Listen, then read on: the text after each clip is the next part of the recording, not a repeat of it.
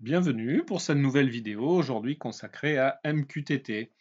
Alors je vais parler simplement des généralités, les grands principes, et puis ensuite on verra une petite application où l'on va faire communiquer des éléments entre eux. Alors MQTT, c'est un protocole de transfert sur Ethernet, Ethernet TCP. Ça permet de faire communiquer des machines ensemble. C'est donc plus dédié à l'Internet des objets, mais côté industriel, donc on parle de IIoT, plutôt que du domaine grand public de l'informatique. Le protocole est open source. Dans sa définition, donc message, queuing, télémétrie, transport, on voit la notion de télémétrie, donc transport de données issues de capteurs vraisemblablement. Je vais en parler tout de suite après. C'est apparu vers 1999, ça a été un standard en 2014 et désormais ça devient un incontournable en termes de protocole de communication. C'est un protocole léger avec un en-tête de message de simplement 2 octets. Du coup, ça permet de pas trop utiliser la bande passante, même beaucoup moins, que le HTTP et c'est donc beaucoup plus rapide. Faible consommation d'énergie, c'était une volonté au départ des concepteurs. Et on voit aussi bien pour l'émission des données que pour la réception, que là aussi, c'est beaucoup mieux que le HTTP. Fiable, avec un mécanisme de sécurité des services, j'en parlerai aussi tout à l'heure. Le point faible, on pourrait dire, c'est la vulnérabilité si jamais on ne prend pas toutes les précautions de sécurité pour chiffrer et authentifier les messages. Sinon, c'est utilisé par de nombreux acteurs dans le monde, des grands groupes, aussi bien dans la logistique que dans l'industrie. Vous trouverez ça un petit peu partout. Alors, MQTT, ça fonctionne selon un principe dit de publication et d'abonnement. Pour détailler ça, je vais présenter un exemple où on va chercher à faire transiter un message entre un capteur communicant de température qui veut transmettre son information sur Ethernet TCP à un équipement distant, par exemple un ordinateur ou un automate.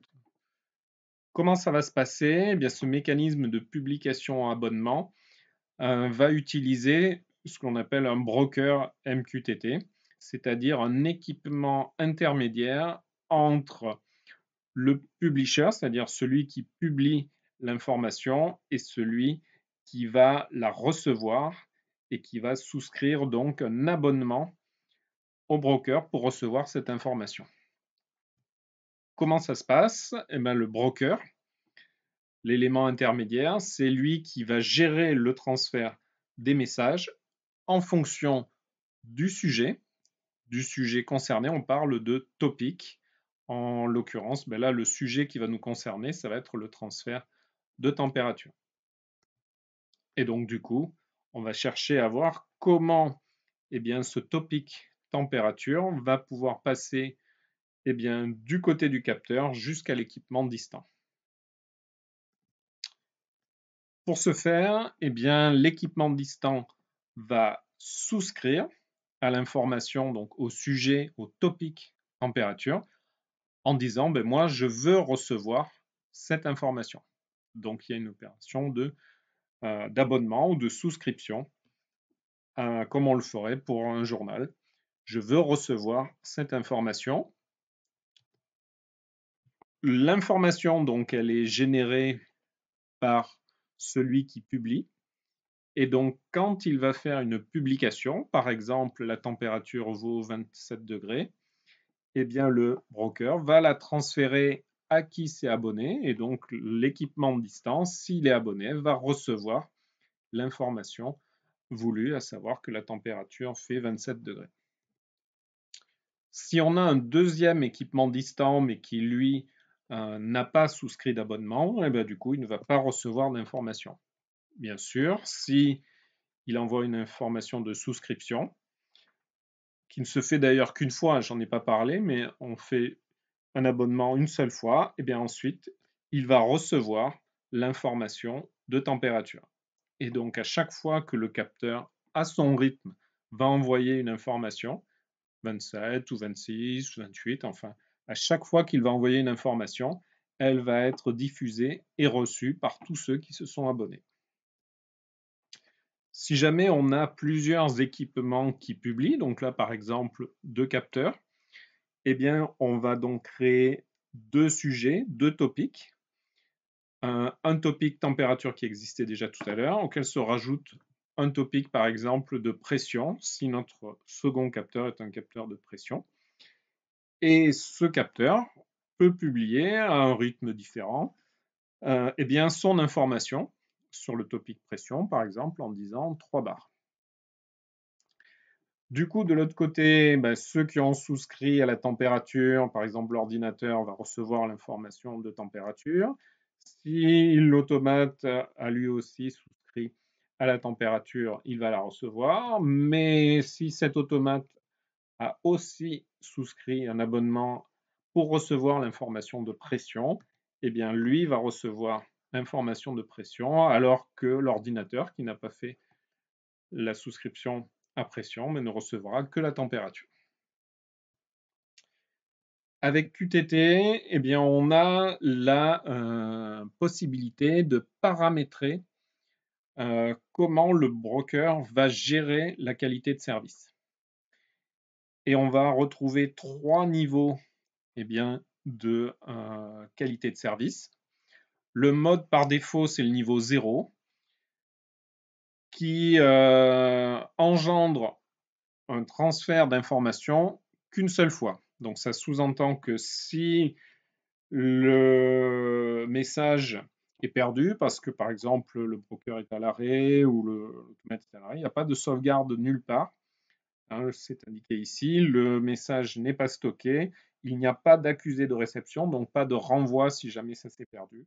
Donc on l'envoie qu'une seule fois et tant mieux si ça se passe bien. Le niveau numéro 1, donc le niveau au-dessus, permet de transmettre au moins une fois le message, si on traduit ce que at least one, c'est-à-dire la définition du niveau 1. Ça veut dire qu'on envoie une fois, mais peut-être plus, suivant si la séquence d'accusés de réception est correcte ou pas. Alors bien sûr, l'envoi peut se faire entre le capteur et le broker, avec accusé de réception, ou le broker vers l'équipement distant. Donc là, on a un échange d'accusés de réception.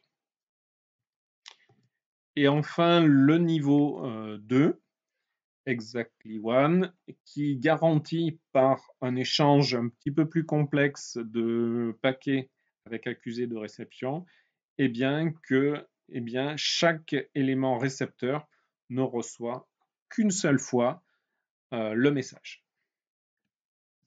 Alors, toujours en termes de paramétrage, quelques informations supplémentaires. Notamment, eh bien, j'en ai sélectionné 4 là, d'importantes.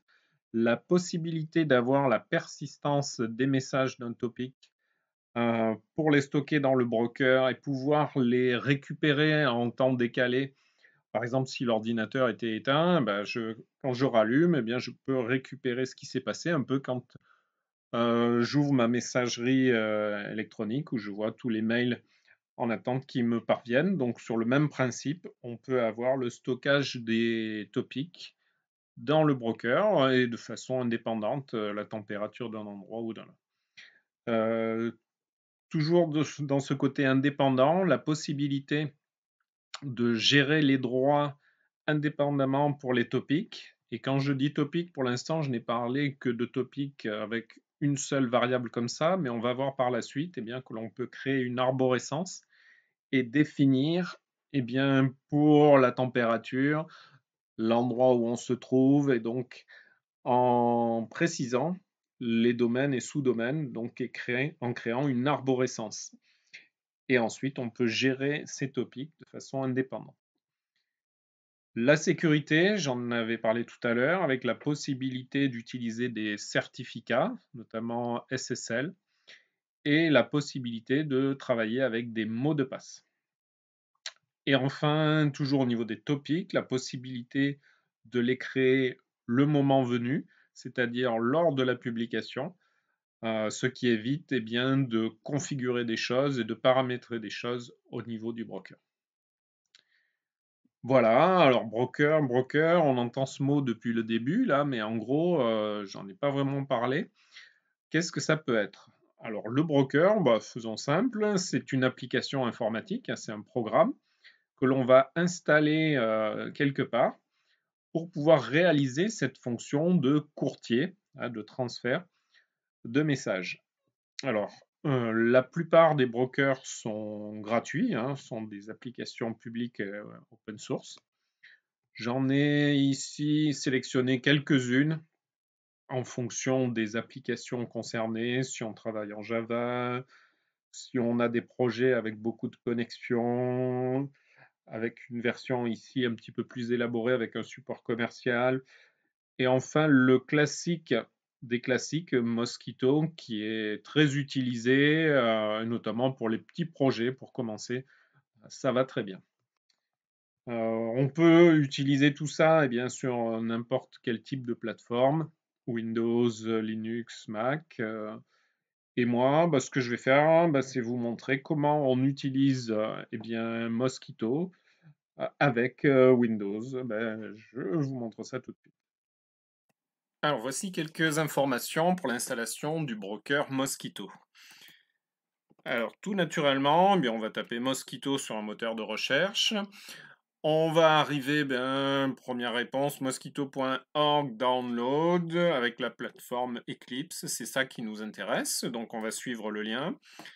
Voilà, on arrive à la page où on nous propose différents types d'installations, donc moi je vais choisir ce qui correspond à ma plateforme, donc Windows, et je vais le faire en 64 bits. Donc je clique, on récupère un fichier .exe, donc c'est très rapide, le fichier est très léger. J'exécute ce .exe, alors il se peut qu'il y ait un message d'avertissement de Windows, on va faire exécuter quand même. Ensuite, c'est parti pour l'installation de Eclipse Mosquito. On choisit la totalité de ce qui est proposé. Ensuite, on va choisir le répertoire de destination. Alors, je le laisse par défaut. Par contre, je note où est-ce que ça a été installé parce qu'on en a besoin par la suite, en fait. Donc, bien le noter. Moi, c'est Programme File et ensuite Mosquito. Donc, installe, c'est très rapide. Normal, vous voyez, l'espace et la taille 4,8.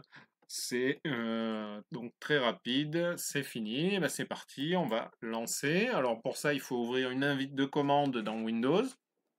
Et ensuite, taper mosquito.exe dans le répertoire où ça a été installé. Donc c'est pour ça, par défaut, c'est pas forcément le cas. Donc c'est pour ça que j'ai fait plusieurs opérations pour revenir d'un cran à un autre cran. Ensuite, j'ai choisi Programme File et ensuite le sous-directory Mosquito pour lancer l'exécution. La première fois, il peut y avoir un message de sécurité du pare-feu de Windows. Et donc là, on va faire autoriser l'accès. Et c'est parti donc pour un premier test. Alors, comment va se dérouler ce premier test? Je vais faire une petite figure pour montrer l'organisation.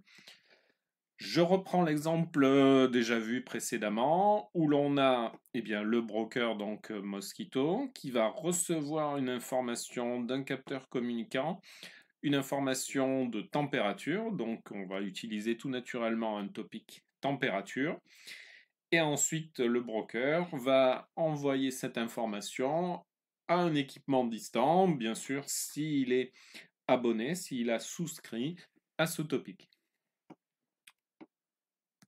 Au niveau du fonctionnement, je vais rester en local pour ce premier test, c'est-à-dire que le capteur ne sera pas un vrai capteur distant, mais je vais le simuler simplement en envoyant ici des publications à partir d'une invite de commande. Donc je vais rester en local sur mon ordinateur. Ordinateur qui bien sûr contient le broker puisqu'on vient de l'installer. hein, le broker Mosquitto.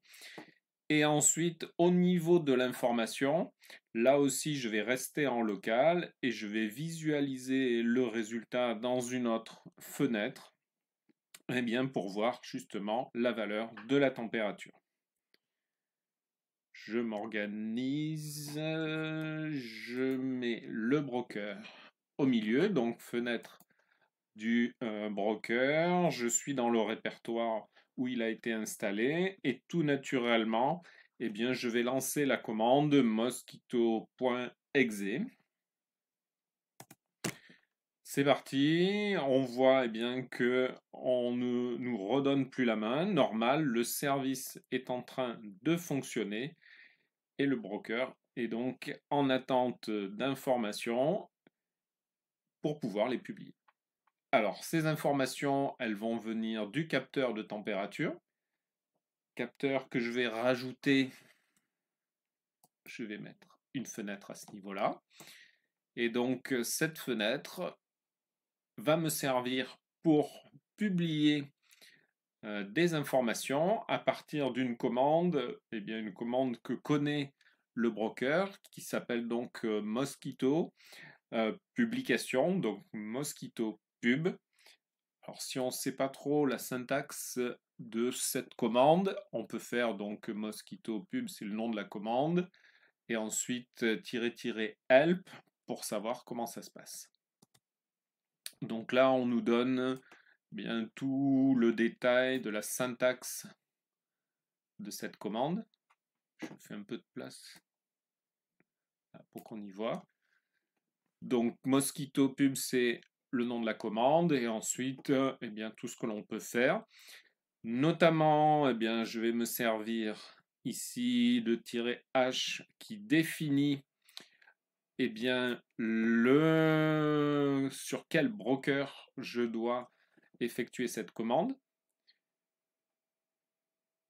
Ensuite, je vais me servir du "-t", voilà, "-t", qui définit le nom du topic, donc qui sera pour moi la température. Et je vais également envoyer une valeur d'un message, donc la valeur du topic, avec le "-m". C'est parti, je vous montre ça.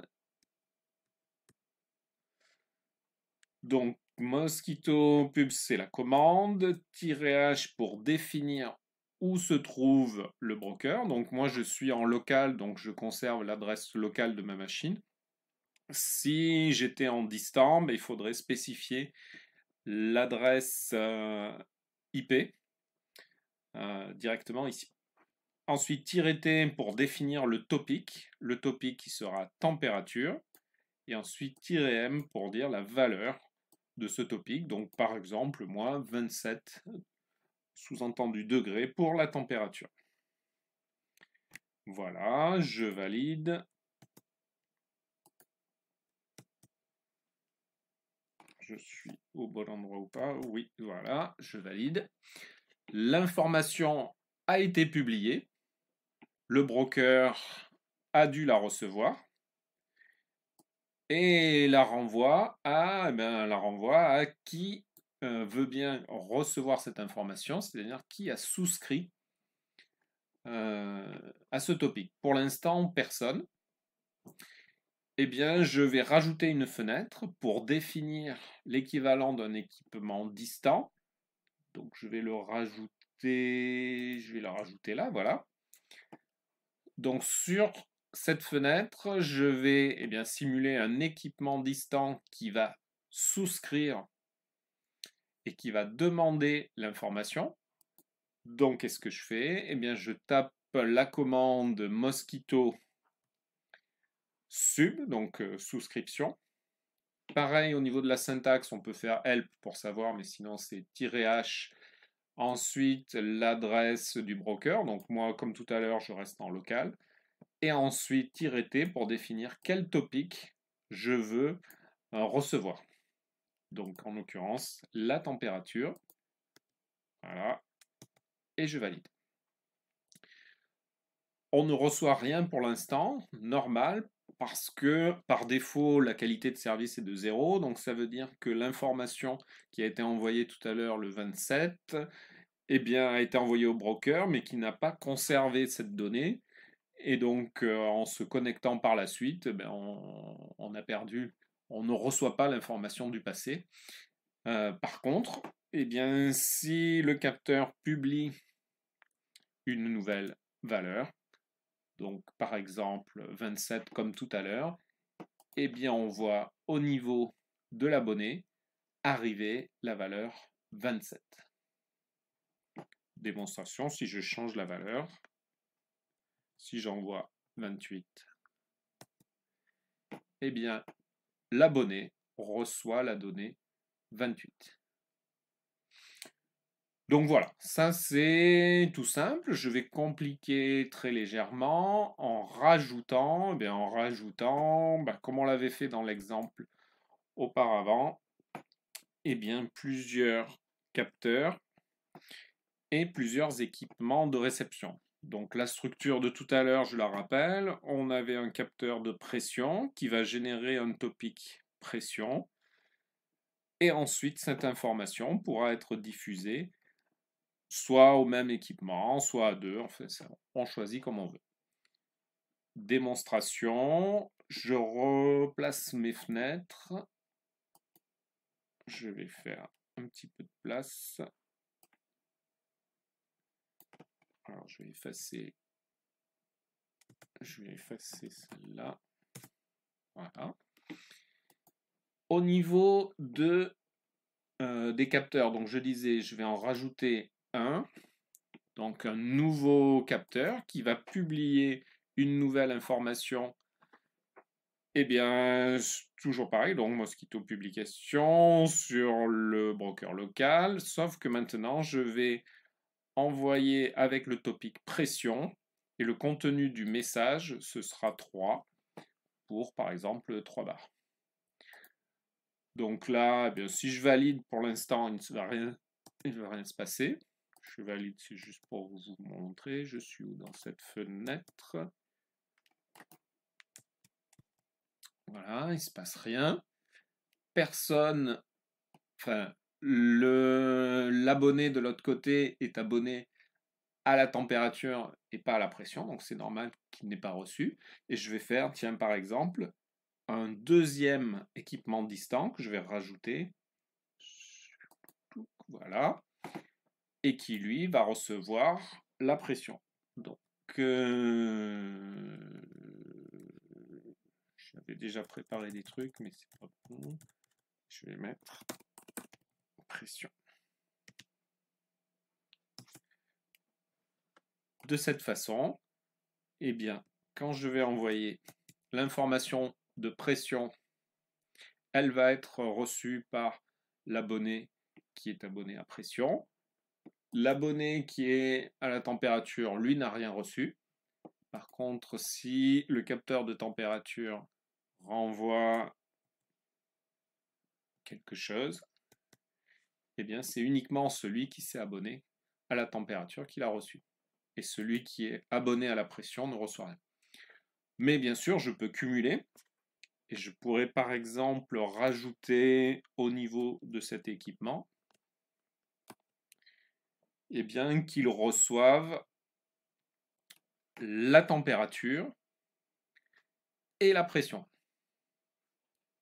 C'est ce que je vais faire. Je valide. Ainsi, lorsque le capteur de température va envoyer une valeur 21 par exemple, le 21 est reçu par le premier équipement, le deuxième équipement également, et ce deuxième équipement reçoit une information de pression si jamais elle est envoyée à nouveau avec une nouvelle valeur. Et donc on voit que l'équipement distant du bas reçoit la température et la pression parce qu'il est abonné aux deux topics. Alors que celui du haut, il n'est abonné qu'à la température.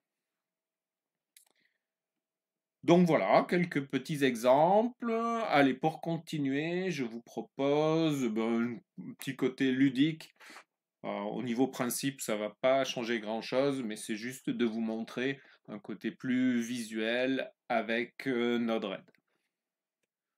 Voilà ce que ça donne au niveau organisation. Donc au niveau des capteurs, il n'y a rien qui ne change, hein. Les températures, on voit toujours le topic température, pression. L'équipement distant, bah, du coup maintenant ça va être Node-RED qui va souscrire aux différents topics. Et grâce à Node-RED, on va pouvoir bénéficier d'un tableau de bord graphique et pouvoir voir les résultats de façon un petit peu plus sympa. Voilà, alors je place tout ça. Donc voici bien Node-RED. Alors il est tout petit, je vais agrandir. Voilà, alors je vais déjà préparer quelque chose pour gagner du temps. Voilà. Hop. Au niveau de l'organisation de ce programme, c'est tout simple. Une température, donc il va récupérer la température au travers du protocole MQTT. Donc en fait, MQTT in, c'est déjà un bloc qui existe déjà par défaut, donc il n'y a rien besoin d'installer dans Node-RED, il existe déjà. Il suffit de le paramétrer, je vous montre comment, en définissant où se trouve le broker. Le broker, ben moi tout simplement, ben c'est localhost. Il faut spécifier, j'en ai pas parlé jusqu'à présent, mais le port pour MQTT, donc c'est le 1883 pour le protocole MQTT, donc toujours. Et c'est pour ça, donc, 2.1883. Le topic que l'on va récupérer sur ce broker, eh bien, c'est la température, qualité de service 0. Et le résultat, on le laisse en automatique. Voilà, vous voyez, c'est très simple, rien de plus à faire. On voit qu'il est connecté là, directement. Et donc, on va voir sur une fenêtre de debug le résultat, eh bien, quand je vais envoyer quelque chose. Alors, je vais faire un peu de place là aussi. Hop, voilà. Je mets ça sur le côté. Et je vais envoyer, eh bien, la température. Par exemple, 21 degrés. 21 degrés, on voit le résultat sous forme ici 21 de chaîne de caractères. J'en ai pas parlé jusqu'à présent, mais en effet, ce qui est transporté, en fait, ce sont des caractères. Donc le 21, c'est une chaîne de caractères, donc caractère 2, caractère 1, que l'on reçoit directement. On pourrait faire l'expérience, d'ailleurs, si j'envoie autre chose, plutôt que d'envoyer une température en 21, mais j'envoie un texte du style c'est chaud. Eh bien, on voit le résultat ici récupéré, donc c'est chaud. Donc ça prouve bien que c'est une chaîne de caractères. Une erreur ici, pourquoi? Eh bien parce qu'en fait, comme je voudrais ensuite afficher la valeur, je vais faire une conversion du 21, du chiffre qui est contenu dans la chaîne de caractères en nombre, et c'est pour ça que j'ai placé un bloc de conversion.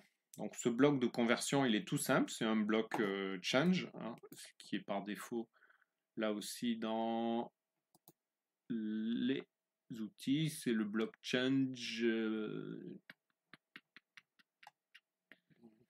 Change, voilà, c'est celui-là que j'ai utilisé. Change, alors qu'est-ce qui va changer? Eh bien tout simplement, il va changer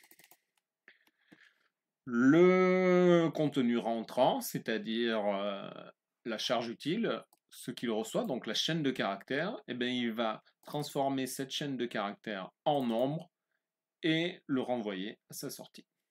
Donc par l'expression correspondante. Donc je valide. Et là, si j'envoie une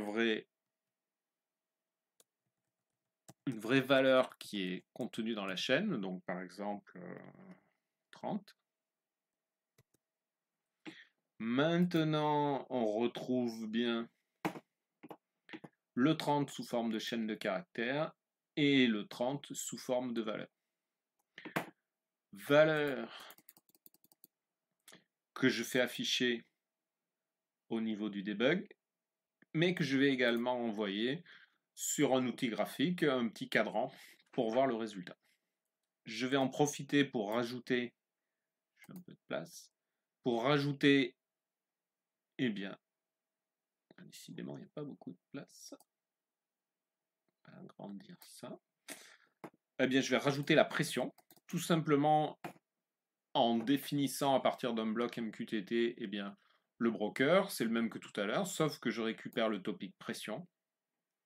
Et ce topic pression, bah, je le transforme, enfin je récupère le nombre contenu, je le transforme et je vais l'envoyer également au niveau d'un cadran.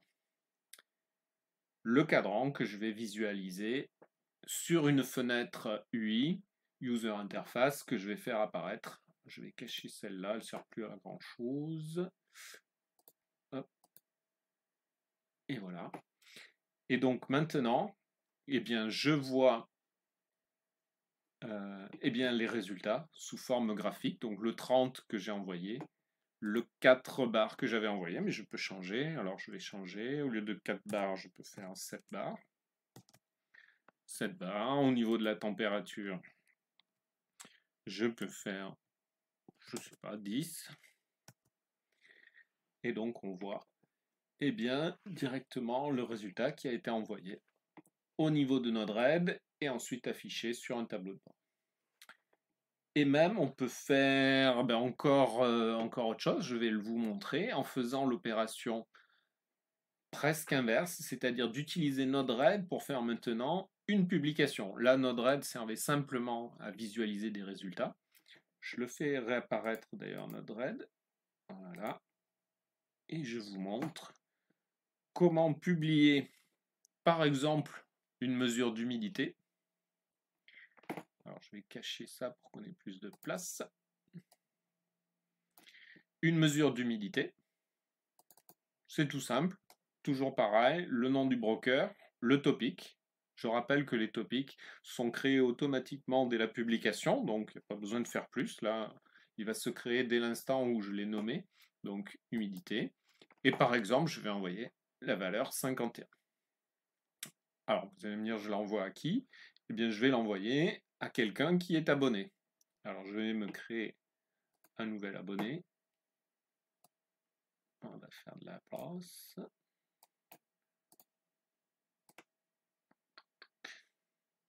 Donc maintenant, Node-RED est utilisé pour la publication, c'est pour ça que je le mets sur la gauche. Et je vais me servir d'un affichage qui était resté depuis tout à l'heure sur eh bien, la température, mais je vais changer.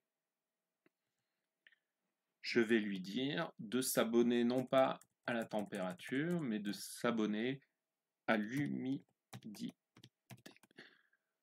Voilà. Il reste en attente. Et côté Node-RED, quand je vais envoyer la valeur,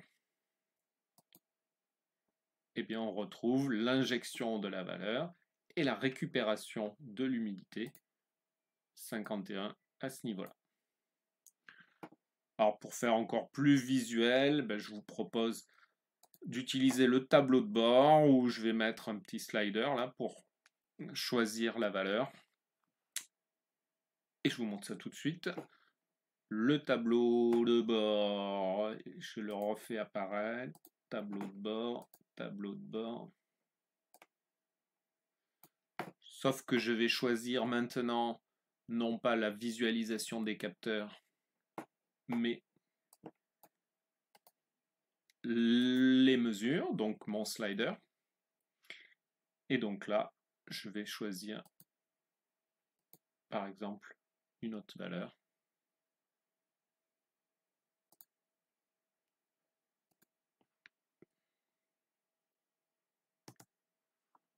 Alors, je ne suis pas dans la bonne fenêtre, c'est pour ça que ça se passe mal, voilà.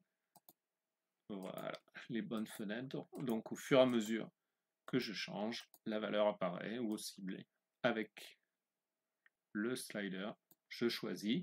Donc maintenant, c'est eh bien, Node-RED qui a fait une publication et un équipement distant qui a récupéré cette valeur. Voilà, donc quelques exemples pour faire joujou, hein. Là, c'était juste des petites démos en local. Ben, ce que je vous propose maintenant, eh bien, c'est de voir un côté un petit peu plus industriel en utilisant eh bien, un automate. Alors, je vais faire ça dans la prochaine vidéo, où l'on verra eh bien, un automate Siemens avec TIA Portal et MQTT. Voilà, eh bien, à tout de suite pour voir tout ça.